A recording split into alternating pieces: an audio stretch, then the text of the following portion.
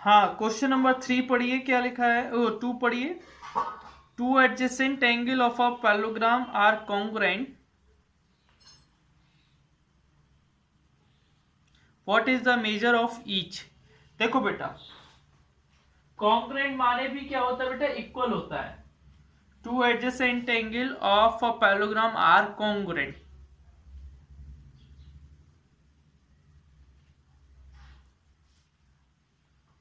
ठीक है ना? देखो बेटा, कोई भी दो एडजेसेंट एंगल उसके क्या है? Congruent. A B C D, मान लो ए एक्स है तो ए भी एक्स है। ए एक्स है तो उसका दूसरा वाला भी क्या है? एक्स है। क्यों है? क्योंकि वो कॉन्ग्रुएंट है। क्या है बेटा? और कॉन्ग्रुएंट, कॉन्ग्रुएंट मींस भी बेटा यहाँ क्या होता है? इक्वल होता है ना?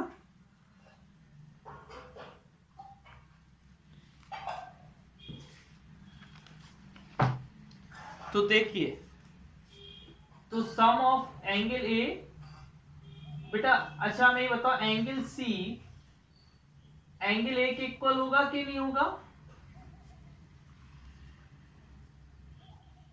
Opposite angle of parallelogram are equal.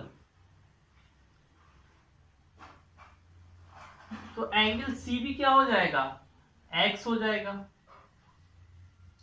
इसी तरीके से एंगल बी किसके इक्वल होगा? एंगल डी के। तो एंगल बी भी क्या हो जाएगा? एक्स हो जाएगा। Same property. अच्छा हमें ये बताइए, सम ऑफ एंगल ऑफ क्वाड्रिलेटरल क्या होता है?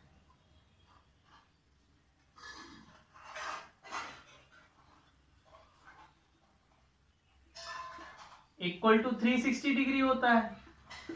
अच्छा, A angle A plus angle B,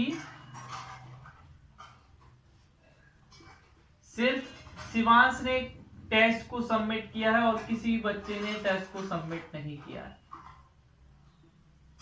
बाकी बच्चे कैसा भी मैथ में करते हो, लेकिन शिवांश कम से कम करता तो है, सबमिट तो करता है।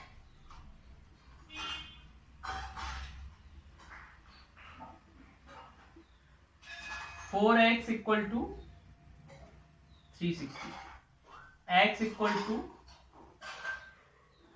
360 अपॉन 4, एक्स इक्वल टू 90। ठीक है ना?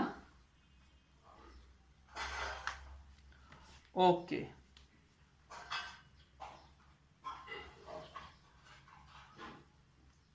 तो ईच एंगल कितना आ गया बेटा? सारे एंगल 90 के आ गए। Each angle equal to 90 degree.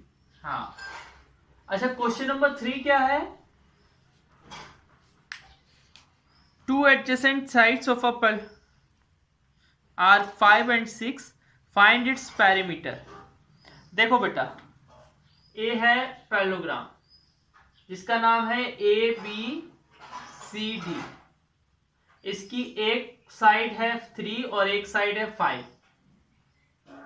ठीक है ना?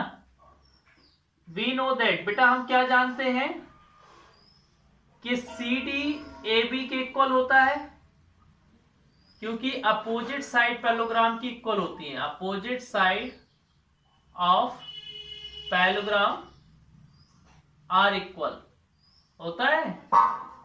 तो सी डी कितना आ गया? 5 आ गया, 5 सेंटीमीटर। सॉरी, एक 5 है एक 6 है, इसको 6 दे दो। इसी तरीके से नाउ अगेन बीसी किसके इक्वल होगा? एडी के। तो बीसी इक्वल टू क्या आ जाएगा? 6 सेंटीमीटर। यही कंडीशन के अपोजिट साइड पैरेललोग्राम की क्या होती है? इक्वल होती है।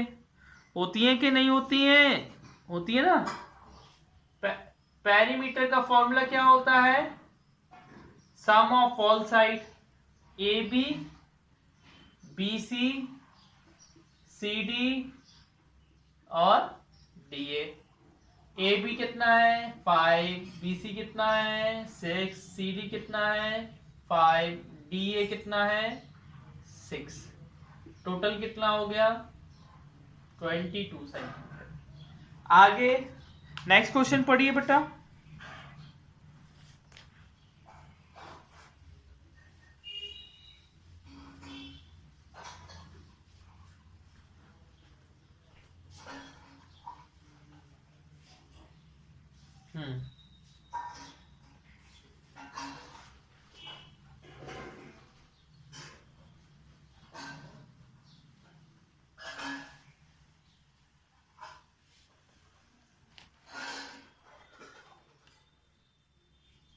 फोर्थ वाला, find each angle of paragraph if two consecutive angle are in the ratio. ठीक है बेटा, ये है paragraph A B C D. बेटा पहला एंगल क्या है एक्स है और दूसरा आर इक्वल, लिख दो angle C equal to angle A equal to X और angle B angle D equal to angle B equal to 3x है ना। तो एंगल बी कितना है और 3x, एंगल सी x और एंगल डी 3x 360। इन सबको सम करोगे क्या आएगा 8x 360, x equal to 360 upon 8, 45 degree. x की वैल्यू कितनी है, एंगल ए कितना था x 45 डिग्री, एंगल बी कितना था 3x 3 इंटू 45 135 आ जाएगा। एंगल सी कितना है x तो 45 है, एंगल डी कितना है 3x तो 3 इंटू 45 135। अगला क्वेश्चन पढ़िए।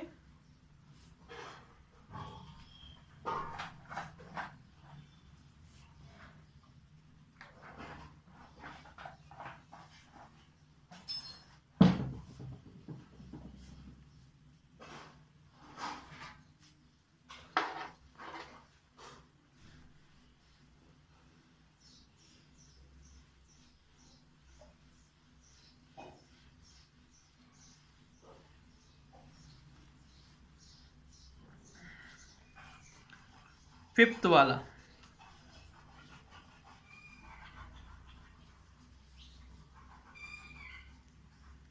The perimeter of a parallelogram is 180 centimeter. One of its side is greater than the other by 30 centimeter. Perimeter दिया है पैरेललोग्राम का 180, एक साइड दूसरी साइड से 30 सेंटीमीटर बड़ी है। Find the length of the side of a parallelogram. ठीक है देखो बेटा, ये पैरेललोग्राम है, एक ए बी सी डी, एक को मैंने x मान लिया, दूसरा वाला क्या होगा x प्लस 30 सेंटीमीटर ज्यादा है ना, तो इधर भी x प्लस 30 हो जाएगा, इधर भी x हो जाएगा। समझ गया बेटा। अपोजिट साइड क्या होती है, इक्वल होती है पैरेललोग्राम की कि नहीं। Let side be x, other side क्या हो जाएगी x plus 30। According to question perimeter कितना है बेटा,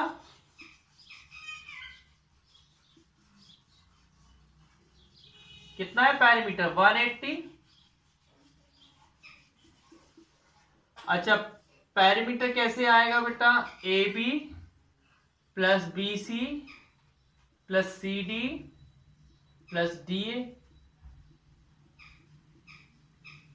अच्छा ए बी की लेंथ कितनी है x plus 30, B C x, C D x plus 30 और D A x. 4x plus 60 equal to 180। 4x equal to 120। x equal to कितना आ जाएगा 30। कितना आ गया 30। अच्छा ए बी की लेंथ कितनी आएगी बेटा? ए बी की तो x प्लस 30 है, तो 30 प्लस 30 60 हो जाएगा। अच्छा BC की लेंथ x प्लस x ही है, तो x की तो 30 है। CD की लेंथ x प्लस, तो 30 प्लस 30 60। कोई वर्क सेंड नहीं कर रहा है। और CD के बाद DA कितना है x और a 30। हाँ आगे नेक्स्ट क्वेश्चन देखिए बेटा। 6 वाले find the size of angle of a parallelogram if one angle is 20 less than twice the smallest angle. देखो बेटा 6 वाला ए है, ए बी सी डी। बेटा एक एंगल बोल रहा है जो भी स्मॉलेस्ट एंगल है, तो हमने स्मॉलेस्ट एंगल एक्स मान लिया, तो उसका जो दूसरा बड़ा वाला एंगल है वो बोल रहा है स्मॉलेस्ट एंगल से 20 छोटा है। जो बड़ा वाला एंगल है वो स्मॉलेस्ट एंगल के डबल से 20 छोटा है। ठीक है ना? तो ए बी एक्स हो जाएगा और ए बी क्या हो जाएगा बेटा 2x माइनस 20 हो जाएगा कि नहीं? अपोजिट एंगल, हाँ अच्छा let smallest angle be x. Smallest angle हम क्या मानते हैं? हाँ तो बेटा लार्ज एंगल क्या हो जाएगा? वो बोल रहा है स्मॉलेस्ट के डबल से 20 छोटा है। कितना छोटा है 20। बेटा सभी एंगल का सम क्या होता है? सम ऑफ एंगल 360 होता है बेटा। हाँ भूल गए? Angle A, angle B, angle C equal to 360। Angle A x, B है 2x माइनस 20, सी है x और डी है 2x minus 20 equal to 360। 6x minus 40 equal to 360। 6x equal to 360 plus 40। 6x equal to 400।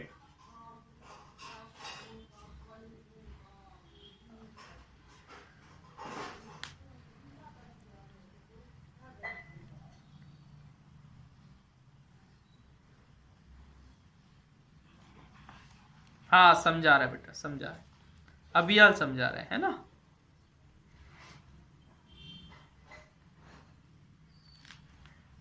देखो बेटा इसमें ये बोला था कि जो लार्जेस्ट एंगल है वो स्मॉलेस्ट एंगल के ट्वाइस से 20 कम है, तो हमने लार्ज स्मॉलेस्ट एंगल को x मान लिया। लार्जेस्ट एंगल क्या हो जाएगा 2x माइनस 20। सभी एंगल का सम कितना होता है 360। बेटा अपोजिट एंगल क्या, अपोजिट एंगल इक्वल होते हैं, तो अपोजिट एंगल इक्वल लग रही है। ठीक है ना? ओके 400 अपॉन 6 कितना आएगा?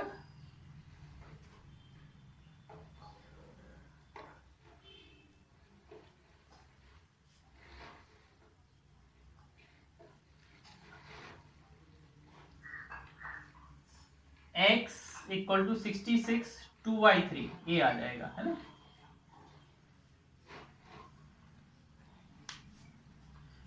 इसको मिक्स्ड फ्रैक्शन में लिखोगे तो ये आएगा।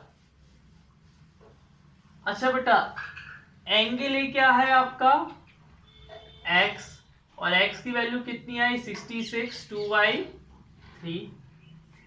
एंगल बी कितना है आपका 2x माइनस 20। तो x की वैल्यू कितनी थी बेटा 400/6 थी -20। तो इसको सॉल्व करेंगे 3 400 माइनस इधर 1 ले लेंगे एलसीएम 60/3 340/3 और ये हो जाएगा 1/3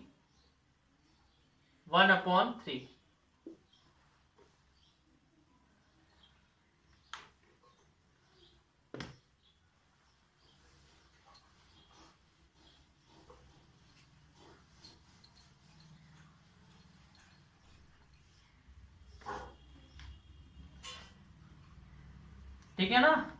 एंगल सी कितना है बेटा x, और x की वैल्यू कितनी है 66, 2/3। एंगल डी कितना है बेटा 2x माइनस 20, और उसकी वैल्यू अभी ये आई थी 130, 1/3। ये आ गया बेटा चारों एंगल। किसी को डाउट? अगला क्वेश्चन पढ़ो।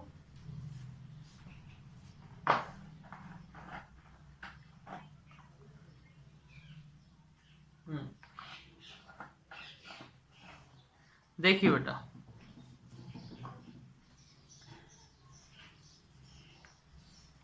ध्यान से देखना डायग्राम कैसा बना है 7th वाले में। ऐसा बना है, ऐसा ऐसा ऐसा, ठीक है, ऐसा A E B C D 125 degree, Z 56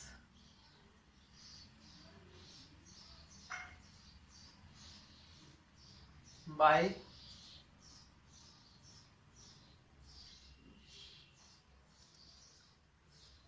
ठीक है ना बेटा।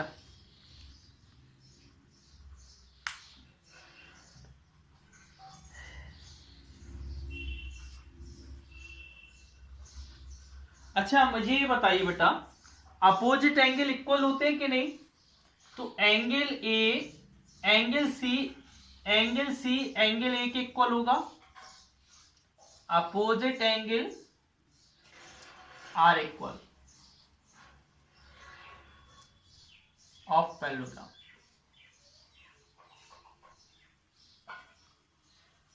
ठीक है ना। तो बेटा एंगल सी कितना है बाई प्लस 56,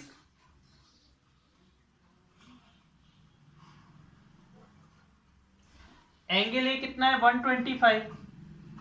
तो y equal to 125 minus 56,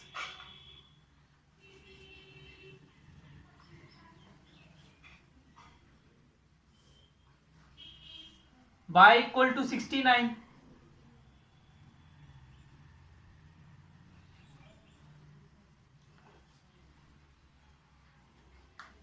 y की वैल्यू आ गई। अब और भी तो निकालनी है अभी।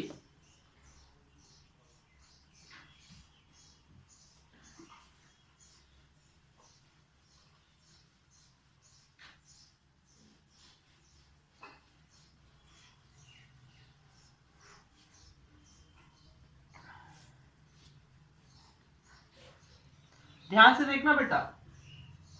अच्छा क्लास 7th में आपने पढ़ा होगा बेटा, जो एंगल जेड है वो 56 डिग्री के इक्वल होगा, क्योंकि y alternate interior angle, alternate interior पढ़ा है। देखो क्या होता है बेटा, ए लाइन पैरेलल है, नहीं नहीं नहीं नहीं नहीं नहीं उससे नहीं नहीं, नहीं गलत गलत गलत गड़बड़ गड़बड़ नहीं नहीं। मैं बता रहा हूँ इसको कैसे करेंगे, और हम सिंपल तरीका ढूंढ रहे हैं, बाकी तरीके तो कई हैं। I am finding the way we will do the very simply way. अच्छा बेटा देखो, x plus 125 equal to 180 degree को इंटीरियर एंगल है क्या बेटा? को इंटीरियर एंगल का सम 180 डिग्री होता है। को इंटीरियर एंगल्स क्यों को इंटीरियर एंगल्स है? क्योंकि A B parallel C D है और A D is transversal. A D क्या है? ट्रांसवर्सल। बेटा ए जो एंगल है को इंटीरियर एंगल पता है क्या होता है? अगर दो पैरेलल लाइन हो, उनके अपोजिट साइड बने हो, एक एंगल नीचे बना हो एक एंगल ऊपर बना हो, तो उन दोनों का सम हमेशा कितना होता है? 180 होता है। और ट्रांसवर्सल की सेम साइड। हाँ,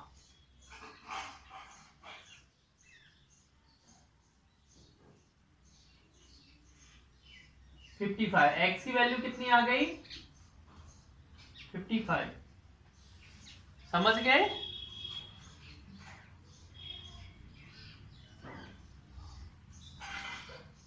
हेलो, समझ गए ना बेटा? हाँ, नेक्स्ट आगे देखो बेटा, y प्लस जेड इक्वल टू 180 डिग्री। देखो यहां पर भी बेटा ये को इंटीरियर एंगल्स है, क्योंकि ए लाइन और ए लाइन क्या है? आपस में पैरेलल है। ए लाइन और ए लाइन पैरेलल है, और ये क्या है? ट्रांसवर्सल। तो इधर लिख देंगे को इंटीरियर एंगल। को इंटीरियर एंगल का सम कितना होता है? 180 डिग्री।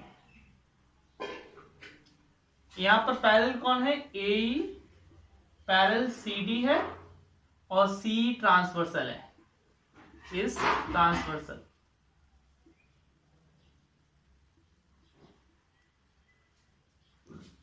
बाई की वैल्यू 69 पैरेलल